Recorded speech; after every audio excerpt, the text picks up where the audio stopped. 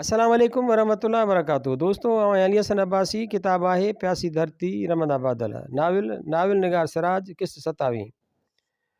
Professor सां मुंहिंजी मुलाक़ात वरी असांजे सोरठ जी 16वीं सालगिरह ते थी ऐं मुंहिंजे अखियुनि आॾो सभु माज़ी मामा ऐं मामीअ जो मौत, प्रोफेसर ते साज़िश ऐं बग़ावत जो मुक़दमो ऐं उन खां पोइ जी ज़िंदगी अखियुनि आॾो फिरी वई। प्रोफेसर सालनि ताईं जेल में रहियो ऐं जंग ख़तमु थियण खां पोइ अखियुनि ॾिठा शायदि न हुअण जहिड़ी केस खटी वियो ऐं केस छॾे ॾिनऊं। उन खां पोइ हू किथे रहियो ऐं हिन जी ज़िंदगी कीअं गुज़री तंहिंजी मूंखे का ख़बर न हुई, पर हिन खे ॾिसी मूंखे हिकु अजीब ख़ुशी थी। ॾुख ॻाढ़ियल ख़ुशी, गूंदर जहिड़ी ख़ुशी। मूंखे बिल्कुलु ईअं महसूसु थी रहियो हो ॼण त मुंहिंजो को अज़ीज़ सख़्तु पीड़ा ऐं तकलीफ़ खां पोइ मरी वियो हो ऐं मूंखे हुन खां जुदा थियण ते शदीद ॾुख हो, पर छाकाणि त हू चिचलाईंदड़ पीड़ा मां आज़ादु थियो उन ते दिलि पुरसुकून ख़ुशी महसूसु करे रही हुई। उहो अजीब अहसासु हो। मरण बदिरां हिकु देरीनू महिरबान ऐं शफ़ीक़ उस्ताद वीहारो वरियनि खां पोइ मिली रहियो हो ऐं मूंखे हुन खां जुदा थियण जो अहसासु तड़पाए रहियो हो। शायदि जन खे दिलि भाईंदी आहे तन लाइ अहिड़ो ई ॾुखो ईंदड़ ख़ुशीअ जो अहसासु वरी मिलण ते दिलि में पैदा थींदो आहे। प्रोफेसर झूर पोड़ो थी वियो हो। संदसि भिरूं बि अछा थी विया हुआ ऐं संदसि चेल्हि में बि हल्को कुॿ पइजी वियो हो, पर हू कोशिशि करे उनखे लिकाइण जी कोशिशि करे रहियो हो। हिन जो जिस्म हाणे मौत जे किनारे ते हो, पर संदसि अखियुनि में उहा ई ज़िंदगी, उहा ई शोखी, उहा ई चंचलता उछलूं ॾेई रही हुई। हिन खे भाकुर पाईंदे मूं महसूसु कयो त हू ख़ुदि कंहिं अहसास खां लरज़ी रहियो। भाउ वाक़ई मूंखे ॾिसी ॾाढो ख़ुशि थियो। अनवर, शायदि तूं बि अंदाज़ो न लॻाए सघीं त तोखे वरी ॾिसी केतिरी ख़ुशी थी आहे, जेतोणीकि तूं कांग जहिड़ो ॾाहु आहीं। कीअं आहीं? ज़िंदगीअ खे छा ॾिनो वरितो अथई? उहे सभु ॻाल्हियूं पोइ, पर पहिरीं सोरठ जे ॼमण ऐं 16 सालनि जूं 16 मुबारकूं हुजनि। साईं लख लख महिरबानियूं। अवी मुंहिंजी हीअ आहे मुंहिंजी महरू ऐं महरू हीअ आहे मुंहिंजो उस्तादु प्रोफेसर रशीद, जंहिंजो अक्सर ज़िक्र कंदो आहियां। मूं ते हद खां वधीक महिरबानी हो ऐं मूं जेकी कुझु पिरायो सो हिन खां। हाणे पंहिंजे बुराइनि ते बि मुंहिंजी शागिर्दीअ जो पलउ न विझ, प्रोफेसर खिली चयो। महरूअ जे अखियुनि में निहारींदे चयाईं, धीअ मूंखे अॼु अवां ॿिन्हिनि न टिन्हिनि खे ॾिसी बेहदि ख़ुशी थी आहे। हिन भयानक दुनिया में अहिड़ी हसीन टेरेनिटी तसलीट ॾिसण सां वरी बि का उमेद जाॻे थी त हरू भरू दुनिया एतिरी बुछड़ी न आहे। सोरठ जूं लख लख मुबारक हुजनि। वाक़ई अवी ॿई फ़नकार था ॾिसिजो। हिन जे अखियुनि जी गंभीरता वरी चंचलता में बदिलजी वई। महरू त सॼी लॼ खां ॻाढ़ी थी वई। हिन जो उहो हया जो रंग मुंहिंजो मन गांव मां करे छॾींदो हो ऐं आउं घड़ीअ लाइ प्रोफेसर खे विसारे वेठुसि। महरूअ मुर्की चयो, महिरबानी। लॼ खां उहो कुझु वधीक चई न सघी। प्रोफेसर कुझु वक़्तु कनि अजीब नज़रुनि सां महरूअ खे ॾिसंदो रहियो, ॼण त हू कुझु यादि करण जी कोशिशि करे रहियो ऐं पोइ हिन जे नज़रुनि में कंहिं ॼाण जी रोशनी अची वई ऐं हिन चयो, अनवर, हिकु ॻाल्हि मूंखे सम्झ में न आई। थी सघे थो त आउं ग़लति हुजां, पर मुंहिंजे पुट जे चित्रनि जे नुमाइश में शायदि मूं तुंहिंजी महरूअ खे तस्वीरूं जाचींदे ॾिठो ऐं मूं उन वक़्तु ईअं महसूसु कयो त रंगनि जी देवी ख़ुदि कंहिं आर्टिस्ट जे रंगनि जो मुआइनो करणु धरतीअ ते लही आई आहे। मिठी, तूं हीअं न? सलीम चित्रकार जी नुमाइश में? जी हा, असीं ॿई हुआसीं। सोरठ बि असां सां हुई। पोइ त मुश्किल में विझी छॾियव। ख़बर न आहे त मूं रंगनि जी देवी कंहिंखे सम्झो। अवी माधी आहियो बि त हू बहू हिकु जहिड़ियूं, ॼण त जाड़ियूं भेनरूं थियूं लॻो। ईअं आहे जीअं सूंहं जी जाड़ी भेण पाकीज़गी। तूं जेकॾहिं सूंहं आहीं त हूअ पाकीज़गी ऐं अहिड़ियूं जाड़ियूं भेनरूं रुगो सिंध ई ॼणे सघे थी। उहो चित्रकार अव्हांजो पुटु आहे? वाक़ई हू बेहदि ज़हीन ऐं ख़ुशि रंग चित्रकार आहे। मूंखे चित्र ॾाढा पसंदि आया। सोरठ त बिल्कुलु पागल थी वई हुई हिकु ॿिनि तस्वीरुनि पुठियां ऐं नेठि ख़रीद करे आई। महरूअ चयो, अड़े पोइ ताईं असांजा मोहसिन ऐं मुरबी बि आहियो? प्रोफेसर संजीदगीअ मां चयो। उन में मुरबी ऐं मोहसिन हुजण जी त का ॻाल्हि कान्हे। महरूअ खे को जवाबु न सुझो।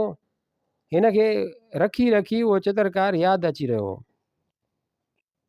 छो की न आहे? हिन मुल्क में चित्रकारनि खे पुछे केरु थो?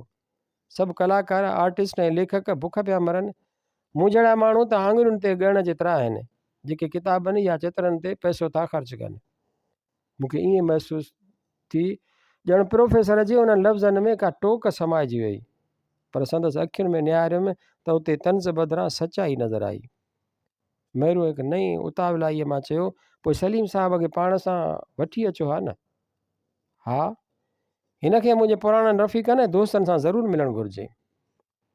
ॿिए ॾींहं ते ॿाहिरां आयुसि त चित्रकार सलीम ड्राइंग रूम में महिरूं ऐं सोरठ सां चित्र ऐं रंगनि जूं ॻाल्हियूं करे रहियो हो। महिरूं हिन खे हिकु अजीब मवियत सां ॾिसी रही हुई। हिन जे अखियुनि जो उहो रंग मूं कॾहिं बि न ॾिठो हो।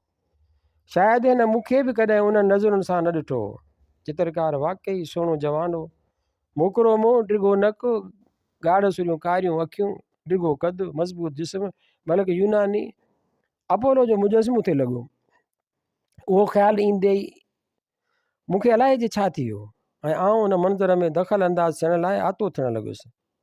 मूं सोचियो त जेकॾहिं हिन वक़्तु मूं दख़ल अंदाज़ी न कई त शायदि देरि थी वेंदी। महिरूं त ख़ैर मऊ हुई, पर सोरठ जी मुंहं जो रंग बि अजीब हो। हूअ बि चित्रकार में अहिड़ी दिलचस्पी वठी रही हुई जो हुनजी तबियत में न हुई। मूंखां ऐं महिरूं खां सवाइ उहा कंहिंसां बि गहरी न पवंदी हुई, पर चित्रकार ऐं हिन जे विच में अलाए जे कहिड़ो रूहानी रिश्तो हो जो सोरठ हिन ॾांहुं छिक बि पे वई। ऐं मूंखे ईअं महसूसु थियो त महिरूं बि उन कशिश खे महसूसु करे रही हुई। हिन खे उहा गहराइप पसंदि न हुई, पर उन एहसास सां न जेको मूं में हो। मूं में हिकु पीउ जे पंहिंजे औलाद लाइ मुदाफ़ियत ऐं हिफ़ाज़त जो जज़्बो ऐं महिरूअ में शायदि हसद जो। ऐं पोइ चित्रकार रोज़ु अचणु लॻो। महिरूअ खे आउं ॼण त विसिरी वियुसि। कॾहिं सुहांजे जे वण हेठां वेही महिरूं ऐं चित्रकार मिटीअ जा पुतला ठाहींदा नज़र ईंदा हुआ, त कॾहिं गुलनि जूं पनखड़ियूं सुकाए उन्हनि जे रंगनि जी भेट करण में मशग़ूल हूंदा हुआ। कॾहिं शाम जो लान में कुर्सियुनि ते हिक ॿिए जे साम्हूं वेठा हिक ॿिए में निहारींदा थिए रहिया।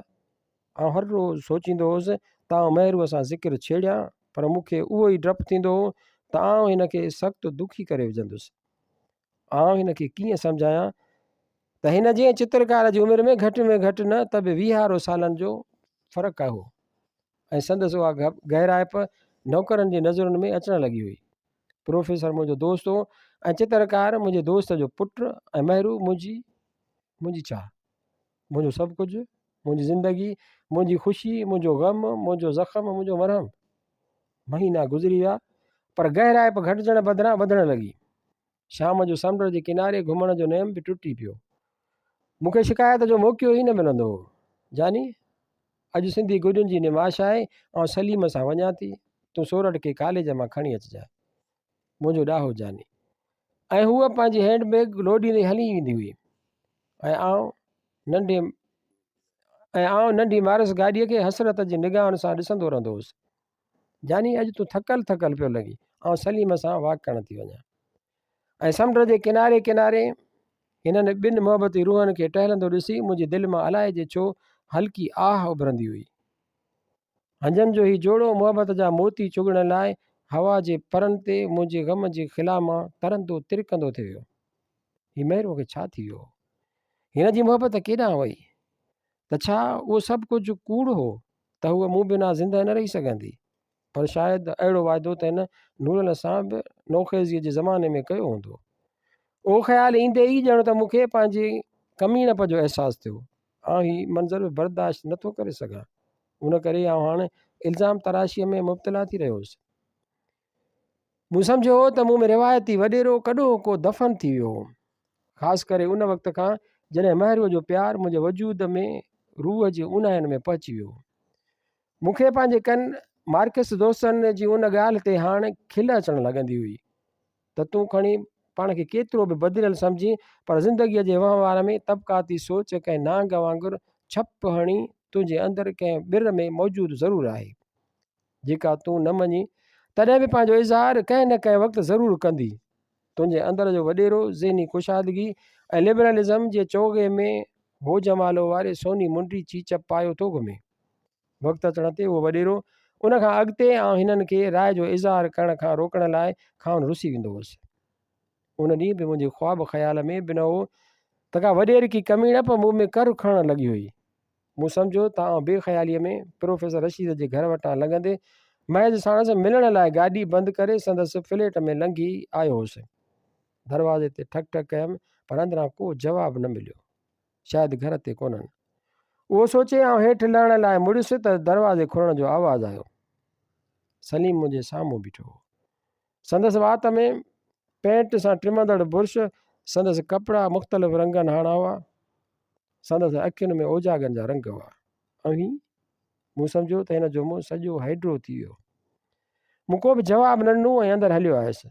साम्हूं ई साम्हूं स्टैंड ते हिकु शाही कैनवस चढ़ियल हो ऐं उन कैनवस ते ॻाढ़नि टोरनि ऐं टिकनि वारे गज, साई सूसीअ जी सुथण ऐं ॻाढ़ी नीरी कारी बांधणीअ में हिकु ॻोठाणी नीगर ॼण त मुंहिंजी नज़रुनि खां पाण बचाइण ख़ातिर पंहिंजे आज जी बाहियुनि में निहारण लॻी।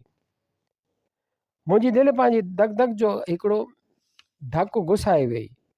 महिरूअ जो ई हुस्न मुंहिंजे तसवुर जी सरहदुनि खां बि घणो वधीक सुहिणो हो, वधीक पाकीज़ा हो। पर वरी को गुमान मुंहिंजे वजूद खे वेड़े वियो। हीअ त महिरू कान हुई, हीअ त सोरठ हुई। सोरठ सिंध जी सदा मलुक लिबास में, सिंध जी सदा सुहिणी तहज़ीब जे रंगनि में। मुंहिंजे ज़हन में जेकी ख़्याल उन वक़्तु आया वरी मोटी विया ऐं उन्हनि जी जाइ ते के उॼाता अहसास जाइ वालारींदा विया ऐं मुंहिंजे रूह खे रतो छाण करे विया। शायदि रुॻो उन तसवर खां त महिरू या सोरठ कंहिं ॿिए जे रूह ते राज करे सघनि थियूं। पोइ पाछोले तौरु सही, चित्र तौरु सही, इहो अहिड़ो अज़ाबु हो जंहिं मूं में वरी हिकु आम रवाजी ख़सीस ऐं बिन कीन जहिड़ो अहसासु पैदा कयो, मिल्कियत जो, मालिकीअ जो ऐं फुरिजी वञण जो। अड़े अनवर तूं? मूं ॼण त तमामु परे खां प्रोफेसर जो आवाज़ु ॿुधो। मूं ईअं सम्झो ॼण त प्रोफेसर मुंहिंजे अचण ते ख़ुशि कोन हो, ॼण त हू चवंदो हुजे त तोखे कहिड़ो हक़ु आहे असांजी हिन दुनिया में अचण जो। जी हितां लंघियुसि पे, सोचियमि त घड़ी झटि अव्हां सां कचहरी कंदो वञा। मुंहिंजी हॿक मंझाई मुंहिंजो कूड़ ज़ाहिर हो, पर प्रोफेसर जे अखियुनि में मुंहिंजी आज्ञा हुई, आदर भाव हो। भली करे आएं, जी करे आएं, प्रोफेसर ॾाढी हुब मां चयो, पर मूंखे ईअं महसूसु थियो ॼण त उन आज्ञा में बि टोक समायल हुई। पुट सलीम, तो ई पंहिंजो कहिड़ो हाल कयो आहे? भायां थो त अॼु बि सॼी राति कीन सुतो आहीं। ईअं त अॻो थी पवंदे, वञी तड़बड़ करे चित्रकार बदिरां माण्हू थी अचे। अनवर आयो आहे, ही छा सम्झंदो? जी बाबा, ईअं चई सलीम तकिड़ो तकिड़ो अंदरि हलियो वियो। मूंखे उहो महसूसु थियो त हिन वञणु नथे घुरियो। हिन अजीब नज़र सां पंहिंजे चित्र खे ॾिठो ॼण खेसि उहो उल्को हो त मुंहिंजी निहार बि उन तस्वीर खे ख़राबु करे विझंदी। प्रोफेसर मूंखे अंदरि नंढे ड्राइंग रूम में वठी आयो। गच वक़्तु असां मां कंहिं बि न ॻाल्हायो, ॼण असां ॿिन्हिनि जे विच में ओचितो ई ओचितो का दीवार उभी थी पई हुई। पोइ हिन ई शुरूआति कई, रस्मी ॻाल्हियुनि सां पंहिंजी नेन मसरूफ़ियतुनि बाबति, सिंध जी सियासत बाबति हिन जे ख़्यालनि में का तब्दीली न आई हुई। आउं त ज़िंदगीअ जे सुखनि ऐं मुहबत जी अयाशीअ में सिंध मुतलिक़ रुॻो अख़बारुनि में पढ़ण ताईं महदूद थी वियो हुउसि। कॾहिं कॾहिं जीअ खे जोबो ज़रूरु ईंदो हो, पर पोइ मुंहिंजो ज़हन मौजूदा हालतुनि खे जीअं जो तीअं रखण जी फ़रेब खे जारी रखण लाइ जवाज़ ॻोल्हणु लॻंदो हो। सिंध जी आज़ादी त परे आहे, जेकॾहिं रुॻो मौजूदा ज़िमेदारी निज़ाम खे को लोॾो आयो, का उथल पुथल आई त पोइ मुंहिंजो मुंझणनि जो छा थींदो? उहो ख़ौफ़ कंहिं नई दरियाफ़्त थियल बीमारीअ वांगुरु मुंहिंजे बदन खे कांडारे छॾींदो हो। मुंहिंजी ज़मीदारीअ जो छा थींदो? मुंहिंजे बंगलनि जो छा थींदो? मुंहिंजे हिन सुकून ऐं मुहबत जी जन्नत जो छा थींदो? महिरू ऐं सोरठ जो छा थींदो? दुनिया जे हर हिसे में आज़ादीअ जे उथुलनि पुथुलनि में जेकी थींदो आयो हो उनखे आउं पंहिंजे अखियुनि सां ॾिसी चुको हुउसि। आज़ादीअ लाइ जिदोजहद हमेशह मौत ऐं खून बहा घुरंदी आहे, पर पुराणो निज़ाम डरंदो आहे, एतिरो ज़ोर ऐं धमाके सां डरंदो आहे जंहिंमें ज़ाती जन्नतूं क़ाइमु न रही सघंदियूं आहिनि। हर पुराणो इदारो उनजो बख ज़रूरु थींदो आहे। उन करे ई मथियो विचोलो तबिको, दौलतमंद तबिको, ज़मींदार ऐं सेठ पुराणे निज़ाम खे क़ाइमु रखण ऐं जीअं जो तीअं रखण लाइ हर क़िस्म जी कमीड़प ऐं दगाबाज़ीअ खां कमु वठण खां न कीबाईंदो आहे। मुंहिंजो तबिकाती शऊर बि महज़ हिकिड़ो ॾेखाउ हो। मुंहिंजी रवादारी ऐं लिबरलिज़म बि मुंहिंजे पंहिंजे तबिकाती मफ़ाद जो ख़िलाफ़ु हो। सिंध जी आज़ादी हाणे मुंहिंजे लाइ ऐं मूं जहिड़नि लाइ हिकु ड्रिजारींदड़ ख़्वाबु हो। शागिर्दनि जे जलसनि जुलूसनि जूं ख़बरूं पढ़ी हाणे मुंहिंजो रद अमल उबतो थियणु लॻो हो ऐं आउं वॾे वाग चवणु लॻो हुउसि त हिननि छोरनि खे छुड़वाग छॾणु न घुरिजे, हिननि खे पंहिंजी तालीम ते ध्यानु ॾियणु घुरिजे, हिननि खे हाणे हक़ीक़त खे तस्लीम करणु घुरिजे त असीं हिकु नई 68 में नई निज़ाम हेठि बि तरक़ी करे सघूं था। प्रोफेसर जी ॻाल्हियुनि त मुंहिंजी अॻूणे मतल मादाण खे वधीक मचाए छॾियो। हू चई रहियो सिंध जी अॼोकी हालति ॾिसी मुंहिंजा झूर पोढ़ा हॾा बि कुरकण लॻा आहिनि त आउं हिते माठि करे वेठो आहियां। असांजी पीढ़ी माठि करे तमाशो वेठी ॾिसे, नंढा नंढा जवान पंहिंजो समूरो अल तल क़ुर्बान करे तालीम खे त्यागे पंहिंजे मुआशी मफ़ादनि खे बन ॾेई मैदान ते बीही पिया ललकारीनि ऐं असीं हमेशह जीअं साॻी विचापड़ाईअ जो शिकार आहियूं। पंहिंजे ज़ाती सुख पंहिंजे ज़ाती सुकून खे जोखम ॾिसी कछुअ वांगुरु पंहिंजी खल में अंदरि घिड़ंदा था वञूं, तेसीं सिंध जी हर शइ ते कब्ज़ो थींदो वञे। असांजा शहर असांजा न रहिया आहिनि, असांजे ॿाहिराणियुनि खे ज़िंदगीअ जे समूरनि चङाइनि खां वांझो करे किन फिल्मी दुनिया जा ख़्वाब ॾेखारे चर्स ऐं गांजे जे हवाले कयो पियो वञे। सभ खां वॾो मौतमार धकु असांखे उहो पियो हयो वञे त असांखां पंहिंजी ॿोली पंहिंजी तहज़ीब खसी पई वञे। मुल्क दुश्मनीअ जी तोहमत हेठि असांजो लिखणु पढ़णु बंदि थींदो वञे। असांजे तालीमी सिरिश्ते में अंदरां ई अंदरां अहिड़ो खाट हणणु शुरू कयो अथनि जो हाणे असांजा उस्ताद पढ़ाइण बदिरां असांजी नई पीढ़ीअ खे अहिड़ी ऊंदाही खॾ में उछलाइण लॻा आहिनि जितां हिननि जो निकिरणु महाल आहे। असांजा रस्मी तरह तालीम याफ़्ता माण्हू एतिरा मोगा, एतिरा बेइल्म ऐं एतिरा मुंझियल आहिनि जो जिते किथे उहा हाहूकार आहे त सिंधी माण्हू रुॻो गॾु हकिरण जे क़ाबिल आहिनि। प्रोफेसर जे मुंहं ते ॾुख ऐं कावड़ जूं रेखाऊं ॾिसी मूं सोचियो नाहक आयसि, पर हू मूंखे अञा बि उहो पुराणो मनोहर सम्झी रहियो हो जंहिंमें हिन का जोति जलंदे ॾिठी हुई, जंहिंमें हिन मामे जी तरबियत जो मच ॿरंदे ॾिठो हो। ॿुध न, हाणे सब्र ऐं बर्दाश्त जी हद थींदी वञे। असांजी पीढ़ीअ सिंध खे जंहिं ओड़ा में उछलाए विधो आहे उतां खे असीं शायदि कढी त न सघूं, पर मन खे न पंहिंजे ग़लतियुनि जो एतिराफ़ त पलाए विझी सघूं था। आउं पियो सोचां त हिकिड़ी नई अख़बार कढां जंहिंमें माण्हुनि खे उहो ॿुधायूं त असीं ॾोही आहियूं, असांजी टहीअ सिंध खे ॾाढो सस्तो विकिणी छॾियो आहे, असीं गुनहगार आहियूं। प्रोफेसर जे आवाज़ में सुॾका भरिजी आया ऐं मूंखे वरी बि पंहिंजो पुराणो उस्तादु यादि अची वियो। जी जी बिल्कुलु सुठो ख़्यालु आहे, पर अव्हांजी उमिरि हाणे आराम करण जी आहे। असांजी नई टही हालतुनि खे सम्झे थी, तारीख़ खे वक़्त जे वहकिरे ते छॾे ॾियो। मूं पंहिंजी लातालिक़ खे लिकाइण लाइ नओं रस्तो अख़्तियार कयो। प्रोफेसर घड़ीअ लाइ मूंखे घूरींदो रहियो, पोइ हिकु थधो साह भरींदे चयईं, पोइ भला तूं कुझु मदद कंदे?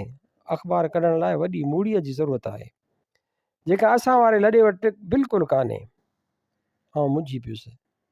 जी जी बिल्कुलु, आउं हाज़िर आहियां, 1000 2000 जेको चवंदो मूं ते रखो सो मोकिले ॾींदुसि, पर भलाई करे मुंहिंजो नालो ज़ाहिर न कजो। ओचितो ई ओचितो प्रोफेसर हिकिड़ो वॾो टहक ॾिनो। अनर ईअं छो नथो चईं त साईं, चरिया थिया आहियो, ज़मानो घणो अॻिते हली आयो आहे, हाणे हालतुनि सां ठाह करण जो वक़्तु आहे। न न, मुंहिंजो उहो मतिलबु न हो। हाणे शर्मिंदगीअ खां मुंहिंजूं कछूं पघिरजण लॻियूं हुयूं। भला ॿी कर ख़बर हिन पासे कीअं अचणु थियो, का ख़ासि ॻाल्हि आहे या? प्रोफेसर जे मुंहं ते रुखाई न त बि रंज ज़रूरु हो। मुंहिंजे अंदर जे खूरे में मतल मच ओचितो भड़की पियो। साईं, आउं अॼु हिकु ख़ासि ॻाल्हि लाइ आयो हुउसि। मूंखे उहो थो महसूसु थिए त सलीम शायदि पंहिंजी चित्रकारी ऐं फ़न खे ढाल बणाए मुंहिंजे घर में मुंहिंजी पुरसुकून ज़िंदगीअ में वाचूड़ा उथारणु लॻो आहे। अव्हां सां मुंहिंजो जेको रिश्तो आहे उनखे ख़्याल में रखी आउं अर्ज़ु करणु आयो आहियां त जेकॾहिं अव्हीं प्यार सां खेसि सम्झायो त ॾाढो चङो। हरू भरू ॻाल्हि मां ॻाल्होड़ो। मूं महसूसु कयो त कावड़ खां मुंहिंजो बदन रफणु लॻो ऐं मूं उहो बि महसूसु कयो त लफ़्ज़ मुंहिंजे कावड़ जो साथ ॾेई पुराणी नियाज़ निवड़त मां ऐं मरवत खे ओरांगण लॻा पुराणी नियाज़ निवड़त मान ऐं मरवत खे ओरांगण लॻा हुआ मुंहिंजे ज़हन जी कंहिं कुंड में शर्मसारीअ जो अहसासु मौजूदु ज़रूरु हो। तव्हां पंहिंजे उस्ताद खे धमकाइण लॻो हुउसि, पर मुंहिंजे बाक़ी वजूद उनखे कावड़ जे वाचूड़े में लोड़े वियो। प्रोफेसर रशीद समूरी ज़िंदगी ॿियनि लाइ गुज़ारी हुई। अॼु हिन जी पंहिंजी ज़िंदगीअ जे हिकिड़े हादसे हिन खे छिरकाए विधो। हिन जी आवाज़ में अजीब बेवसीअ जो पाछोलो लही आयो। अनवर, हीउ तूं छा पियो चवीं? सलीम मुंहिंजो पुटु आहे, हू कंहिं अहिड़ी हरकत करण जो सोचे बि नथो सघे जंहिं माण्हूअ जी ज़िंदगीअ में का बदमज़गी पैदा थिए। ऐं पोइ हिन रोज़ ज़ोर सां सॾु कयो, सलीम सलीम। सलीम शायदि ॿाहिरि ई बीठो हो। हिन असांजी ॻाल्हियुनि में मुदाख़लत करणु नथे घुरी, पर मूं ईअं सम्झो त हू ज़रूरु ॾोहारी हो, उन करे लिकी लिकी असांजूं ॻाल्हियूं ॿुधी रहियो हो। हिन अंदरि अची मूं ॾांहुं ॾिसंदे चयो, बाबा मूं अनवर साहिब जी शिकायत ॿुधी आहे, ऐं रुॻो एतिरो चवंदुसि तव्हां पंहिंजी सफ़ाईअ लाइ कुझु बि चवण जी ज़रूरत महसूसु कोन थो करियां, छाकाणि त हिन चवण त अलाए छा थी चाहियो। पर मूं हिन जे ॻाल्हि खे कटींदे चयो, रिश्तनि नातनि में फ़ासिला विसारणु न घुरिजनि। सलीम साहिबु, चित्रकारी कंहिं बि चित्रकार खे उहो हक़ु नथी ॾिए त हू कंहिंजे नंगनि खे कैनवास ते टंगणु लॻे। मूं चवणु कुझु ते चाहियो, पर कावड़ खां चई ॿियो कुझु वियुसि। मुंहिंजो जागीरदारी ज़हन ॼण त नओं जनम वठी मुंहिंजे वजूद खे वेढ़े वियो। महिरू मुंहिंजो नंग हुई ऐं मुंहिंजे नंग में को नज़र विझे त आउं उन जूं अखियूं कढण लाइ तयारु हुउसि। ओचितो मुंहिंजी नज़र साम्हूं शीशे जे कबट ॾांहुं खजी वई। शीशे में मूंखे पंहिंजे बदिरां बाबा नज़र आयो, जंहिंजूं अखियूं कावड़ खां फुटारजी वियूं हुयूं। अॼु खां पोइ सलीम वरी तुंहिंजी चाउठ न लॻंदो। हिन जे पारां तोखां ॿाहूं ॿधी माफ़ी थो वठां। प्रोफेसर उथी ॿाहूं ॿधी मुंहिंजे साम्हूं अखियूं हेठि करे बीह रहियो। घड़ीअ लाइ हिन जो उन ई अंदाज़ मुंहिंजे अंदर में वढ विझी छॾिया, पर मुंहिंजे अंदर जो वॾेरो उनखे लवाए वियो। चङो, हाणे हलंदुसि। ऐं आउं ॿाहिरि निकिरी आयुसि। ॿाहिरि निकिरण वक़्तु मुंहिंजे ज़हन में फ़क़ति हिकिड़ो ख़्यालु हो, जेकॾहिं सलीम वरी मुंहिंजे बंगले ते आयो त वरी जीअरो उतां वापसि न वेंदो। पर साॻिए वक़्तु प्रोफेसर जे ॿाहुनि ॿधण वारी सूरत ज़रे ज़रे मुंहिंजे अखियुनि में मिर्चनि वांगुरु पोसरंदी रही।